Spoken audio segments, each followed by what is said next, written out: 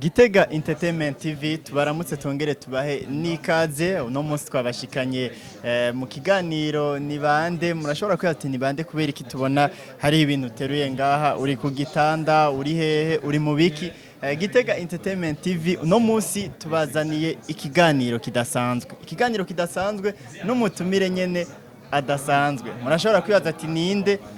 reka ibyambere mbanze ndamuramutse karibu cyane ndabaramukije cyane ni sawa yego ndashima Imana ni ryambere kuri Gitega Entertainment TV ariko abanyagitega barashobora kuba bakuzi ninde nitwa Gatorera Andri Nandi nkaba ndi umujene entrepreneur ego ndongo ishirahamwe gitwa Daoud Company rikora amameuble yo mu nzu ego imbere yuko duhava dushika kuri Daoud Company umuntu ariko mu kiganiro ni bande uvuze ati ninde Nandi umuntu akiri muto cyane entrepreneur bega Nandi tubwire Nandi muri make Nandi ninde Nandi n'umusore w'imyaka 31 yavukiye Gitega akurira Gitega ego no kuvuga nahejeje amashure mu 2015 nari nsanzwe ndumubaji kuko nabazira abandi nakorera abandi rero ca ndabura amafaranga yo kwiga kaminuza ndabura n'amafaranga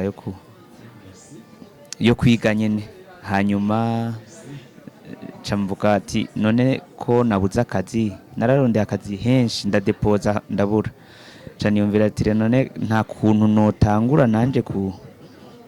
gukora ivy'iwanje ko nari nsanzwe mfise rêve yo kugira entreprise nini ikora ibintu bitandukanye na bijya twabaza kuko twabaza ibintu bisanzwe vy'ikirundi binyene vyahanye mugabo nari mfise rêve yo kuzogira entreprise nini ikora ibintu by'ikizungu bimedora tubona biva hanze yego mugabo rero kubera byakoreshwa umutahe munini sinashobora kuronka mugabo nagiye ndakorera abandi kugira nshobore kugura ibyangombwa bito imisumeno inyundo hanyuma canda ndugurura mu rugo muhira ndugurura portail ndatangura gukora abantu barabona ko ndabikora rero ubu mfise rino hinguriro rinini urabona ko twakuze ni Nandi nyene yego Nandi gatoyi wavuze yuko wabuze amahera yo kuja kuri kaminuza ukaca wikorera ibitwe twavuga rero yuko kubura amahera yo kuja kuri kaminuza byabaye byiza kuri wewe kuko byaciye bikugurura amaso ndabishima Imana cyane kuko iyo ndonka amafaranga kuja kuri kaminuza simba ndi Nandi uyu simba mfise ihinguriro nk'iri simba mfise abantu dukorana baronse akazi kubera jewe simba mfise sinzi uko mbambayeho mugabo rero je ntibaza yuko kubura amafaranga kuja kuri kaminuza byaramfashije cyane ahubwo ubu mbere ndabikenguruka ego Nandi tuve rero kuri Nandi tuze kuri Daoud Company uko uri kurabivuga kandi wagumye ubivuga mbega Daoud Company ni iki ubwa mbere iryo zina risigura ko umuntu yumvise Daoud Company hanyuma tubwira n'ibyo mukora muri Daoud Company Daoud Company no kuvuga izina Daoud ni Dawidi uziyo muri Bibiliya ujya Dawidi tuzi umwami Dawidi bisigura Imana ikunze canke uw'Imana ikunze kandi Dawidi batubwira ko yari mutoyi turiko turaraba muri Bibiliya ngo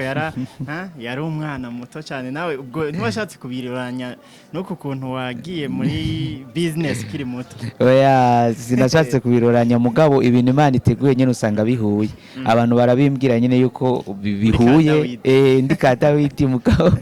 urumva nasanze bihuye rero nari nahize ukwene muri rino shiramwe ry'iwanje no shiramwe Imana akaba ari ifata ikibanza ca mbere yego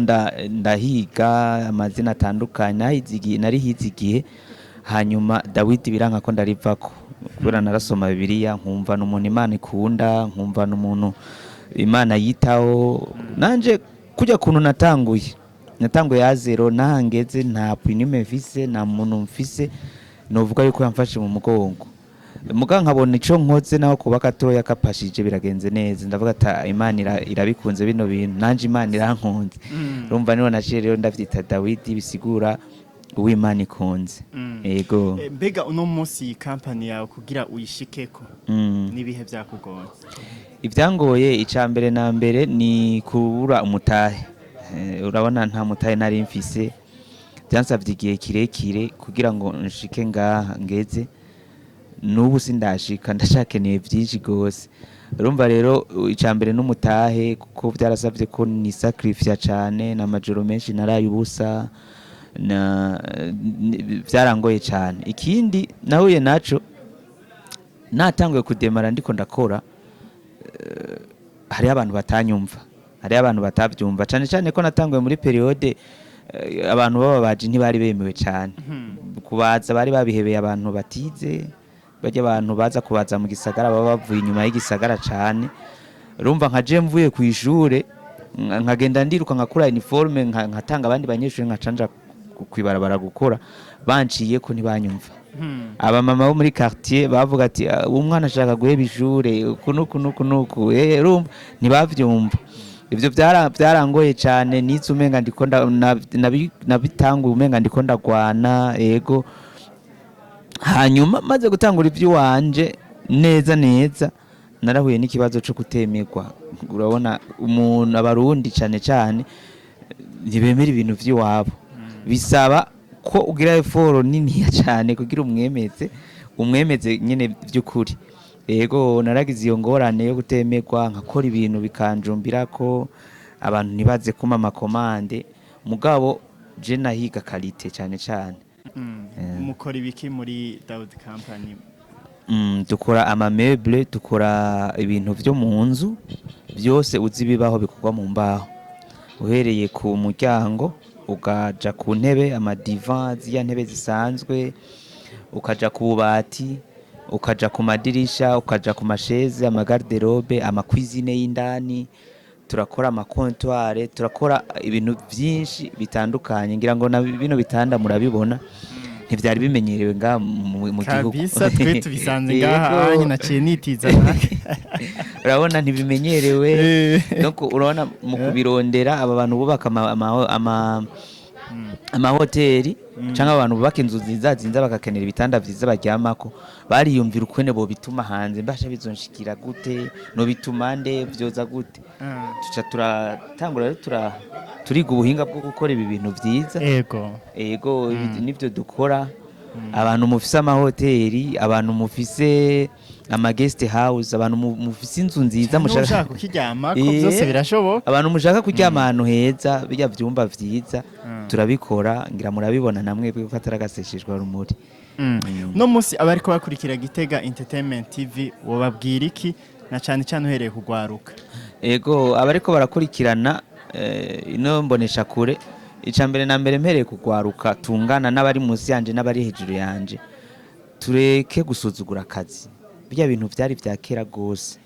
je nababwiye ko nkitangura nawe n'ingorane ikomeye baransuzugura nandasigaye bazabasha usigaye urumubaje kindi urumva bakancako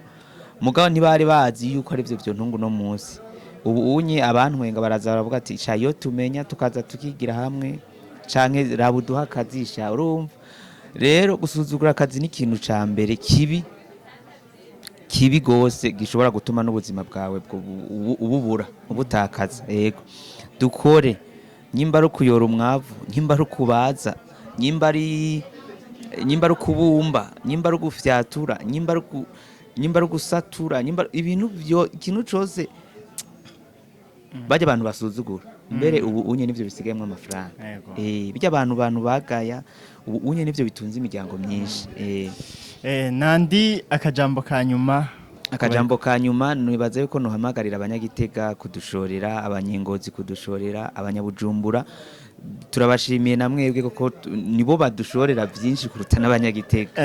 nk'ibice nka 60% by'ibintu dukora bije Bujumbura